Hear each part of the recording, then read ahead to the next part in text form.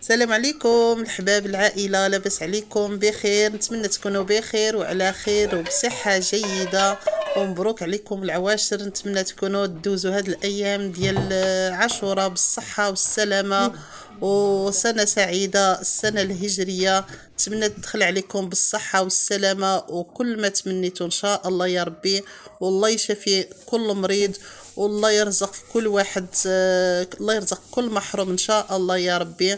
كل واحد بغى شي حاجة ربي يرزقه إن شاء الله.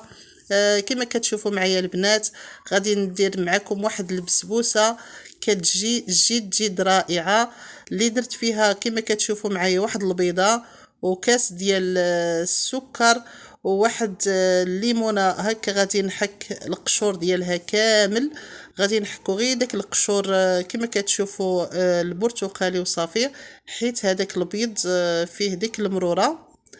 هاد البسبوسه فين ما مشيت عند عائله كيطلبوا لي على المقادير، وقلت علاش لا، غادي ندير فيديو منها غادي يشوفوه. اللي بغات تصايبها غادي تشوف هاد الفيديو، راه كتجي لذيذه بزاف، ما تعرفوش باش مصايبه.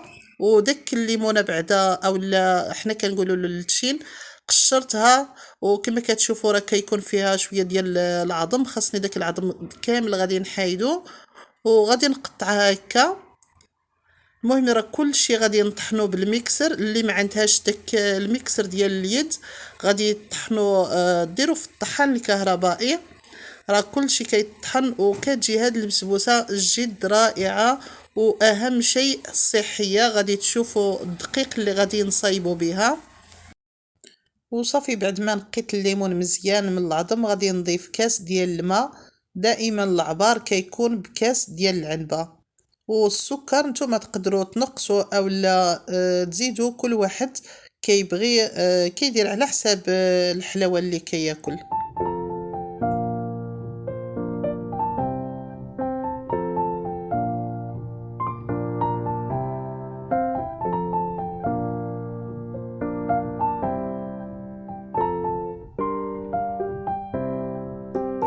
وهنا بعد ما طحنت مزيان هاد المقادير كاملين وتجانسوا مع بعضياتهم، وداك الليمون تطحن مزيان ولا سائل مع باقي المقادير، هنا غادي نضيف واحد شويه ديال المكسرات اللي عندكم في الدار، اللوز او لا قرقاع.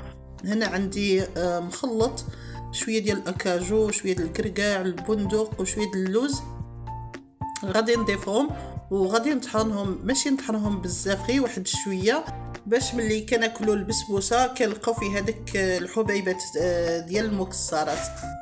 وهنا غادي نوري لكم الدقيق اللي صايبت به البسبوسه، صايبته بالدقيق الكامل، راه كيتباع هكاك جاهز، فيه السميد وفيه الدقيق الفينو وفيه النخاله. غادي نوري لكم هكا تشوفوا كي داير هاد الدقيق الكامل، راه حرش وصحي بزاف ومزيان للناس اللي كيديروا الريجيم، حيت ما فيش نهائيا الدقيق الابيض. وما نقدرش نقول لكم بالضبط شحال غادي تهز هاد البسبوسه، حيت راه كل كاين البيض اللي كيكون كبير وكاين البيض اللي كيكون صغير. كما كتشوفوا هنا ضفت جوج زلافات هكا متوسطين، هادو ماشي زلايف زعما كبارين، ما عبرتش بالضبط شحال من غرام، ولكن غادي نوري لكم القوام كيفاش غادي تجي. ما خاصهاش تجي ثقيله وما خاصهاش تجي خفيفه عاوتاني بزاف. وغادي نضيف واحد المعلقه عامره صغيره ديال خميره الحلويات، اولا تضيفوا ساشي ديال 8 غرام. صافي دابا بقات لي غير الزيت حتى ندخل الدقيق كامل مع الخليط. المهم نديرو على القوام اللي بغيتو، وبقاو معايا تشوفوا شحال غادي نضيف ديال الزيت.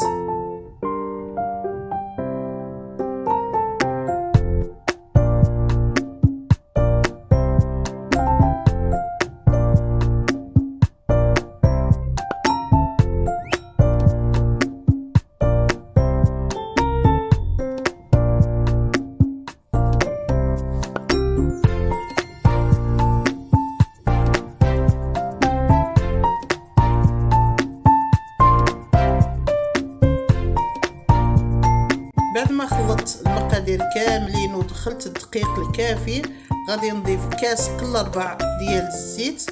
هذا هو السر ديال البسبوسه اللي كتجي هكا مفشه وكتجي خفيفه وكتجي رطبه بهاد الزيت، حيت دائما الزيت البسبوسه خاص حتى الاخر عاد غادي نضيفو.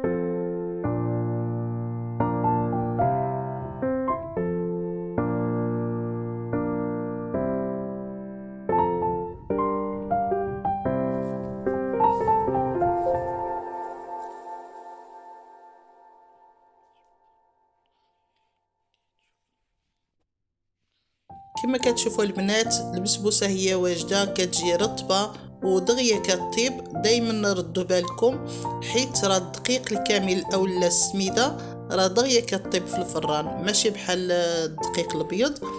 وهنا عندي 400 مليلتر ديال الحليب، وغادي نضيف عليه 3 المعالق ديال السكر، معالق كبار ما يكونوش عامرين كما كتشوفوا معايا.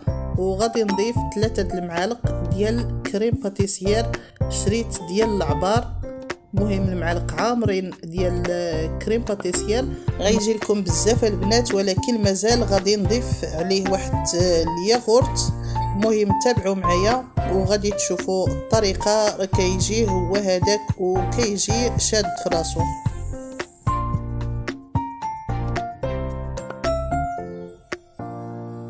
صافي غادي نردو على العافيه مهيله مع التحريك، راكو عارفين المهم الطريقه.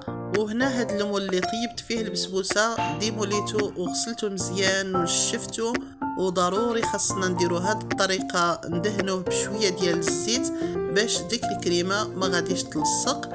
وهنا بعد ما المهم طاب داك الحليب والكريم باتيسير والسكر، غادي نضيف عليه واحد العلبه ديال ياغورت. تقدروا تضيفوا الطبيعي اولا اللي فيه هكا شي نكهه، انا ضفت ديال الفاني. صافي غادي نخلط مزيان. وهنا ضفت واحد المعلقه صغيره ديال الزبده، داك المقطع ما عرفتش ما تسجليش. صافي غادي نكبو هنا في هذا المول وغادي نسطحو مزيان، وغادي نحط عليه البسبوسه ديالي، وغادي تشوفوا ان شاء الله السيرو اللي غادي نسقيه بها.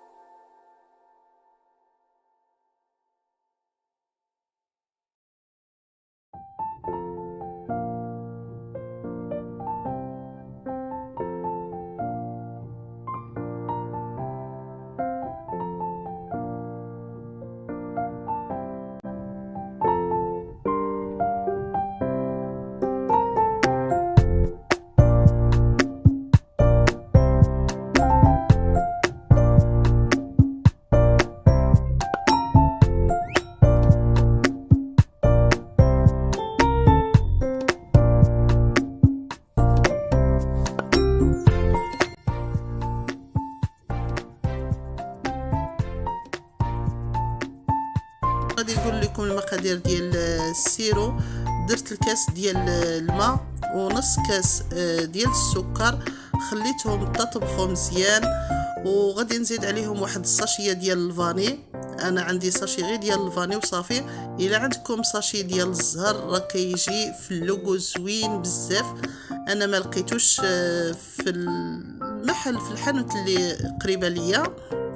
المهم الا عندكم الساشي ديال الزهر تقدروا ديروا داك الساشي ديال الزهر في داك السيرو وتسقيو بها البسبوسه ديالكم. جربوها وردوا عليا الخبر. اللي داقها كما قلت لكم في الاول ديال الفيديو، اللي داقها كيسول على الطريقه وعلى المقادير.